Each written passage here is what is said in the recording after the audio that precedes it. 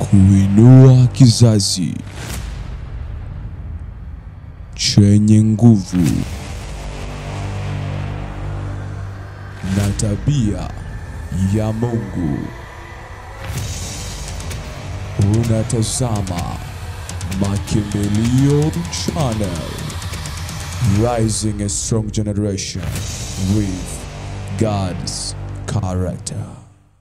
Lazima ujue maneno ambayo ni ya Mungu yanapotamkwa kwenye Biblia yalikuwa. Ukianzia kwenye Mwanzo alisema iwe nuru, nuru iligoma kutokea nuru.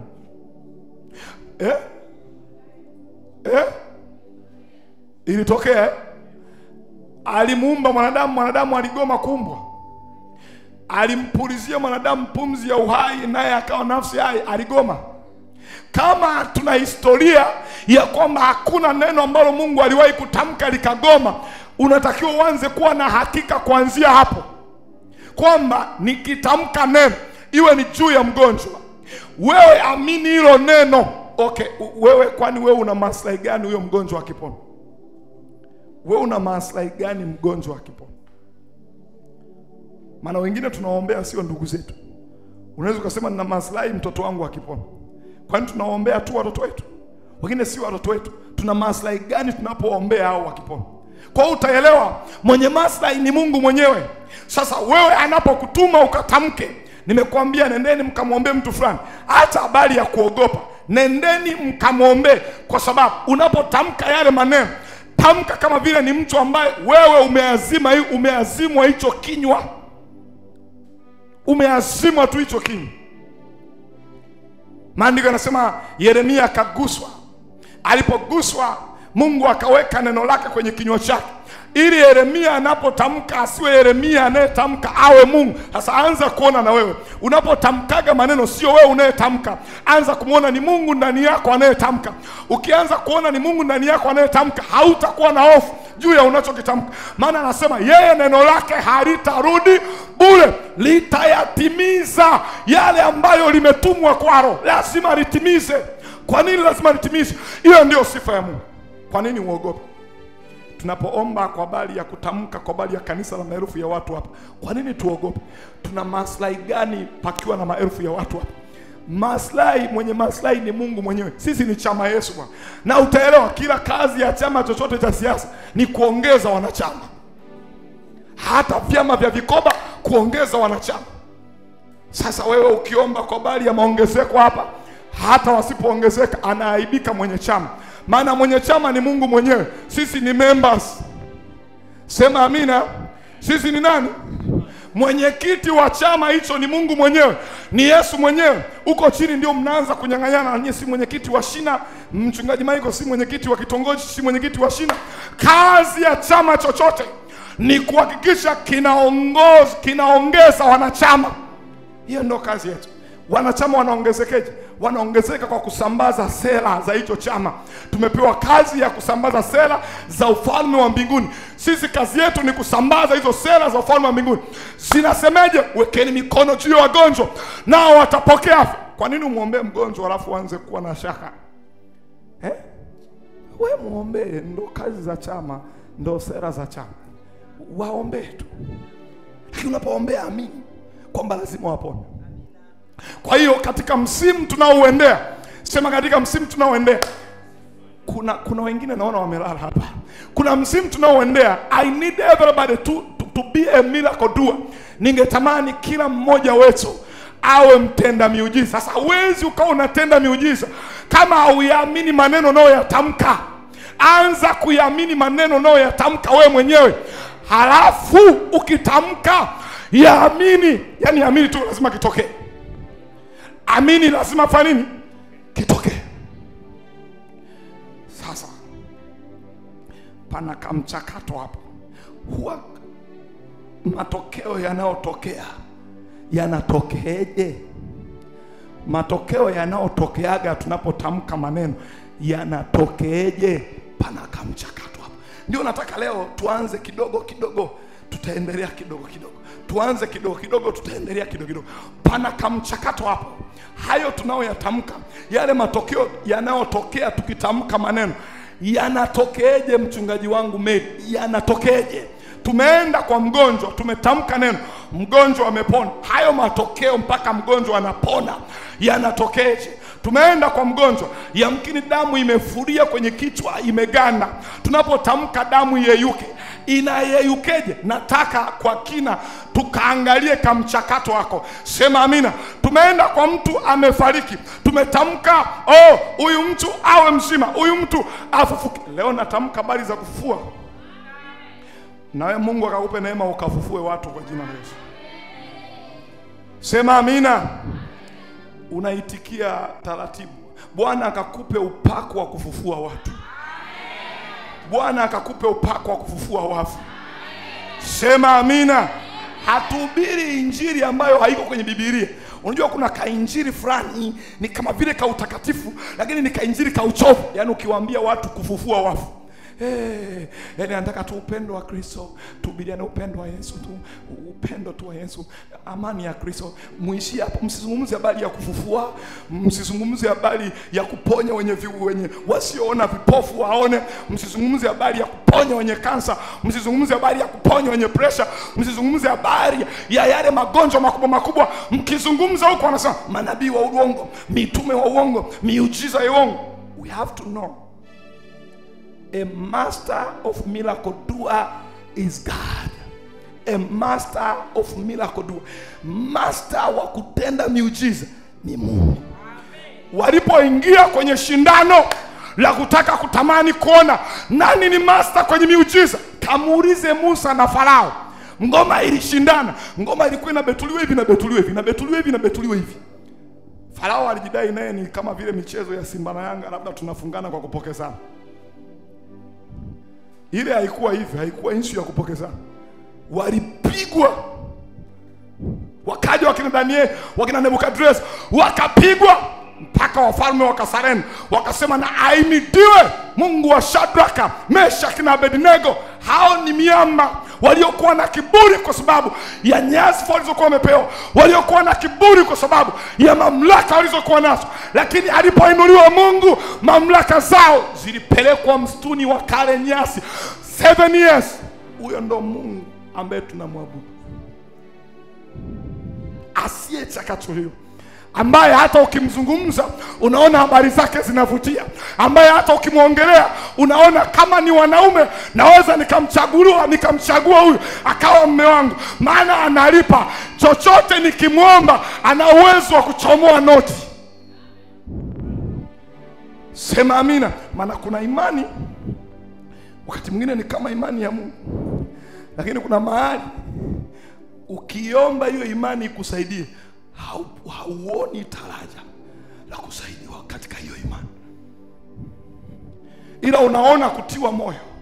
Na ndio maana nataka katika haya, ikiwezekana, Bwana akinipa neema, kama na wewe ufahamu wako utafunguka, uwe na wewe kwenye mkondo huu ambaye utakuwa na Mungu wa kwako wewe mwenyewe binafsi, ambaye utakuwa unaweka naye wewe mwenyewe. Okay. Kuna Mungu ambaye watu wanamjua kwa sababu ya mob psychology. Ameenda pa Apostle Michael, aliona maombi anaombwa kwa vita, akasema nampenda yule Mungu, lakini yale maombi ya vita yeye hayaishi. Alienda mwingine kwa Apostle Michael, akaona watu wanafunguliwa, akasema nampenda Mungu anayefungua. Aliporudi nyumbani kwake peke yake, yeye hawezi kufungua watu. I'm not preaching such kind of gospel. I'm preaching the gospel ambayo Yesu anasema nendeni mkawafanye mataifa kuwa wanafunzi. Kwa lugha nyingine alikuwa anasema hivi, kawafanyeni hao watu wawe kama ninyi, mamlaka mlio nayo nao wawe nayo. Ndicho alichokuwa anamaanisha, nendeni mkawafanye mataifa kuwa wanafunzi. It is the gospel that I'm preaching. Ningetamani ninyi nyote basi muwe kama nini, muwe kama mimi, lakini ikiwezekana mnipite, mfanye zaidi. Ndicho ambacho Yesu alikuwa anawaambia wanafunzi wake. Msiwafanye kuwa church members, msiwafanye kuwa washirika. Wakiwa washirika watabaki kama kuwa washirika wa vikoba. Wasishie tu kuwa washirika, wakawe wanafunzi. Kuna maneno ambayo watu tunayatumia kibusara, washirika. Ni maneno mazuri, lakini sio maneno ya kibibilia. Yesu alisema wakawe wanafunzi, maana yake wakafanane kama nini. Na aliwatuma mlienda mahali mpaka nikawaambia msijivunie kwa kutoa unabii, maana yake walifanya unabii, maana yake walipoza wagonjwa. Sema amina. Kama mlivyopoza wagonjwa, kama ambavyo mlitoa unabii, mambo yakatokea, ndivyo ambavyo nataka mnapohubiri injili yenu msiwafanye watu kuwa watumwa. Ndio injili zinazohubiriwa nyakati hizi. Watu wanahubiriwa ili wawe watumwa wa Apostle Michael. Kila siku wakiwa na matatizo wamtafute Apostle Michael. Si unaelewa? Wakati kuna kiongozi wa vijana, kuna kiongozi wa wanawake, hata na hapa kwani hapa tunapofundishana hapa kwamba mwenyekiti wa vijana ndiye analisikia likubwa la kusikia. Kwani hapa tunapofundishana haya unaoyasikia haya kwamba mchungaji Mary ndio analisikia likubwa, kwa yeye ndiye anatakiwa aelewe sana. Wewe mwingine uwe zero brain. Unanielewa sijui. Sasa kama wote tunayasikia kwa pamoja, maana yake tuna uwezo wa kutoka hapa tukawa na uwezo wote wa kufanya kama ambavyo naweza nikawa na kuongoza kufanya. Ndio Mungu alitaka hivyo. Haleluya. Haleluya. Haleluya. Haleluya. Ngoja tukaangalie kama mchakato wako.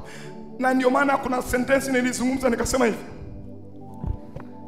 hivi. Mara nyingi tunapoona matokeo yote ya neno, nilisema hivyo, nadhani mliandika katika siku zilizopita. Mara nyingi tunapoyaona matokeo ya neno, yani matokeo ya neno la Mungu, utakuwa umenielewa sasa hivi. Mara nyingi tunapoona matokeo ya neno la Mungu ni lipi? Biblia inasema kwamba Mungu akamgusa Yeremia. Alipomgusa Yeremia, Mungu akaweka neno lake kwa Yeremia. Kwa hiyo mara nyingi tunapoona matokeo ya neno la Mungu, yale tunayoyaonaga ni matokeo au ni matendo ya Roho Mtakatifu. Sema amina. Ni matendo ya Roho Mtakatifu. Bwana akamgusa Yeremia, alipomgusa akaweka neno.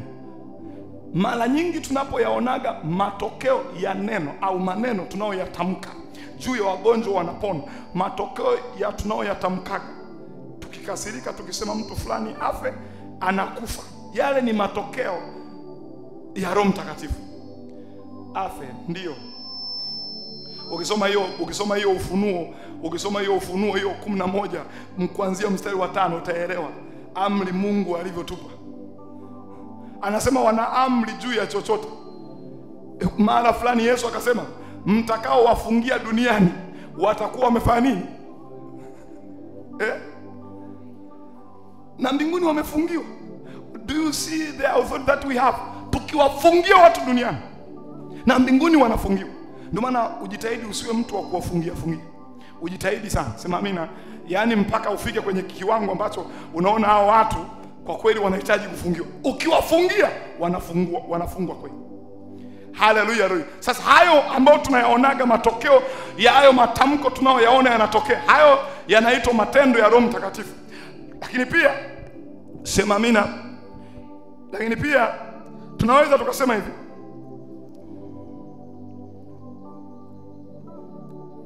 Sema amina. Tunaweza tukasema hivi, kiutendaji kinachofanya hayo matokeo yatokee ni malaika. Kiutendaji sasa kinachofanya hayo matokeo yatokee kiutendaji. Kumbuka tunazungumza habari ya uhusiano uliopo kati ya neno Roho Mtakatifu na nini? Na malaika. Tunatamani tuwe na ufahamu huu, unaweza kutusaidia katika kuomba kwetu. Kuna wakati muda mwingine Biblia inasema kwamba mnaomba mpokee kwa sababu mnaomba vibaya. Kuomba vibaya hakuwahusu wasiookoka. Hata waliookoka wanaweza wakaomba vibaya. Kwa nini wanaweza wakaomba vibaya? Wanaweza wakaomba vibaya kama hawatafanikiwa kujua mamlaka walio nayo.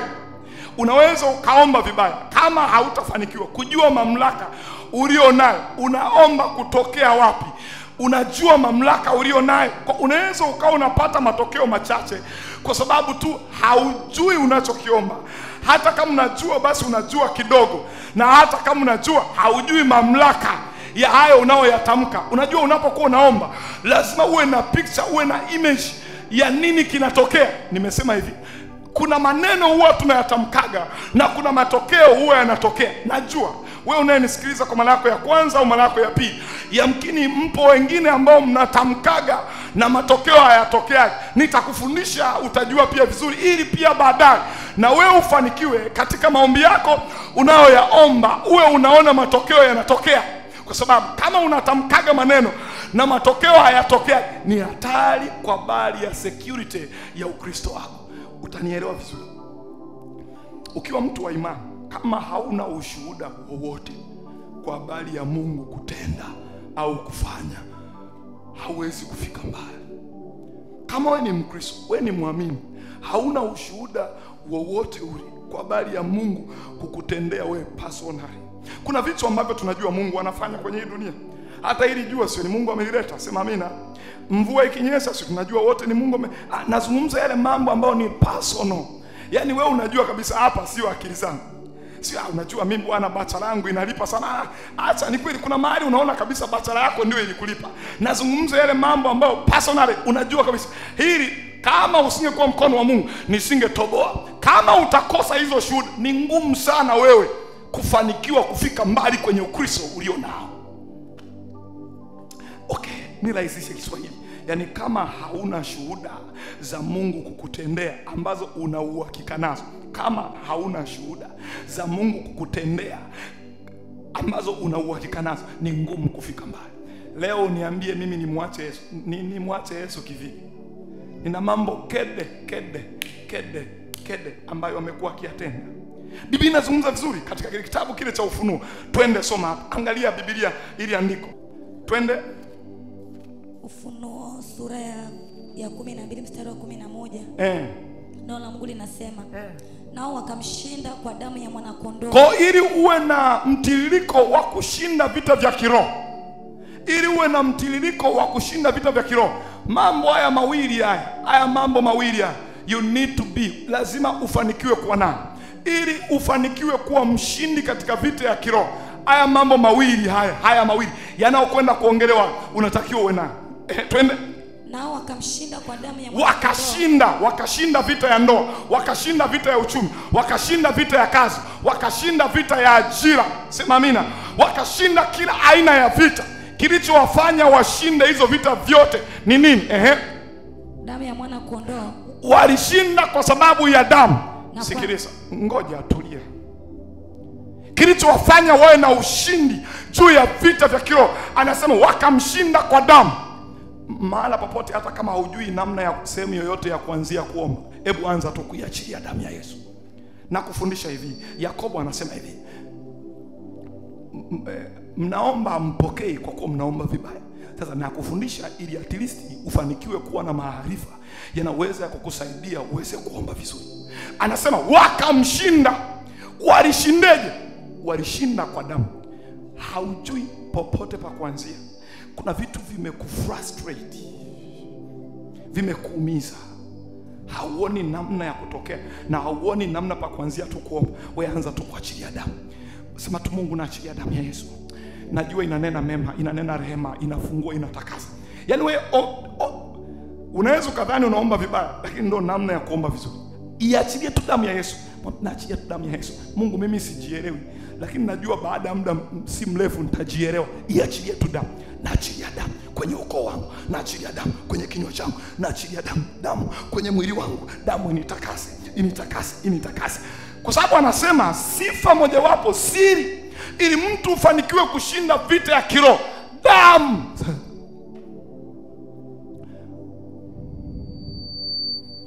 Wanazuia nisiseme damu. Sema damu. Sasa ndakaza mwandiko, sema damu. Sema damu. Mapepo bwana anaambia mchungaji, uko usiende huko. Naenda na kazi hapa, nakaa hapa, siendelee mbele, nakaa hapa. Unajua kuna maeneo unapoyagusa mashetani hayataki tena, na wewe utakwenda kuomba, hata nyumbani kwako utakwenda kuomba. Na nakaa hapa. Damu. Iachilie tu damu. Hujui kuomba wewe, hujui kuomba. Maana najua wengine hapa hamjui kuomba vizuri. Sasa hujui kuomba, tamka tu damu ya Yesu, tamka tu damu. Wewe tamke tu. Wewe tamka. Kuna bei gani kutamka? Kuna bei gani kutamka? Wewe tamka tu, damu ya Yesu inisaidie kuomba. Damu ya Yesu, mimi sijui ni mzambi mimi. Tamka, kwa sababu hii damu ilipoachiliwaga, si tulikuwaga wazambi, tulikuwa hatuna haki, hatufai, mavi matupu. Hii ndio tulikuwa hatufai kabisa. Hii damu ikatangulia mbele yetu ili wasione mavi yetu, wasione ujinga wetu. Damu ikatuzibia. Na ndio maana unapoiachilia damu yenyewe inakutenga na uovu wako, inakutenga na mambo ambayo yamkini hauna haki kwenda mbele za Mungu. Yenyewe inatuhesabia haki, haijalishi tuna uovu, haijalishi tuna makosa, inatuhesabia haki.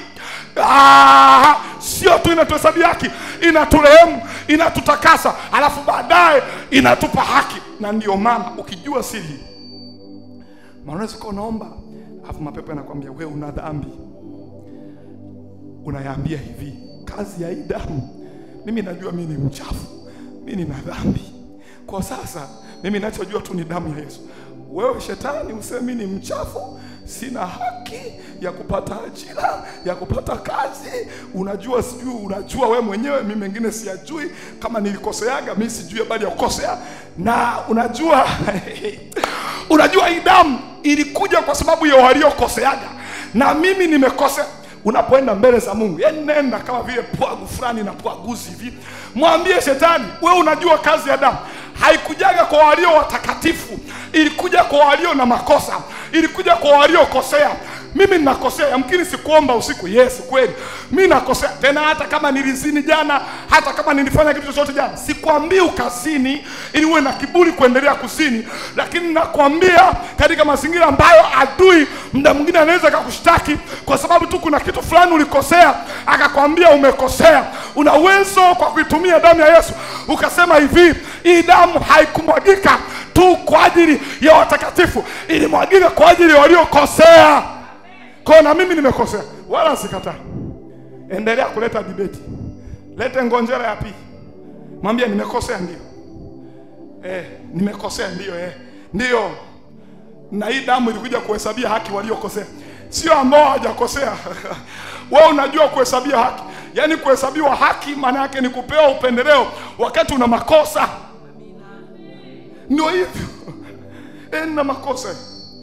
Unanimaindi nini shetani? Nimekosea. Ndio maana ya damu.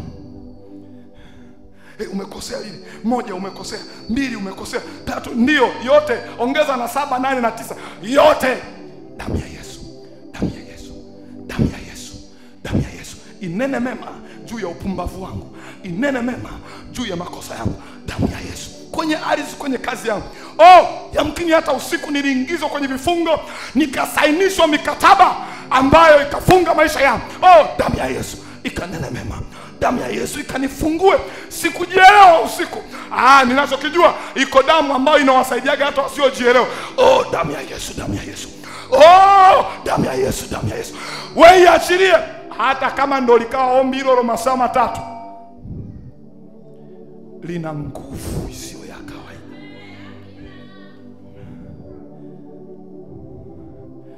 Kwa nini nafikiri nalipua? Funika macho yako, anza kufanya hayo mazoezi. Ndio maana walikuwa wananizuia eti sipuuzi. Hata tukimalizia hapa mashetani majinga sana.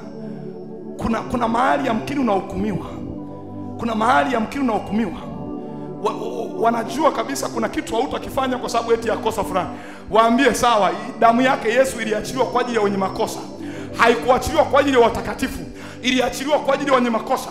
Hebu iite damu ya Yesu juu ya maisha yako. Wewe jitamkie tu damu ya Yesu.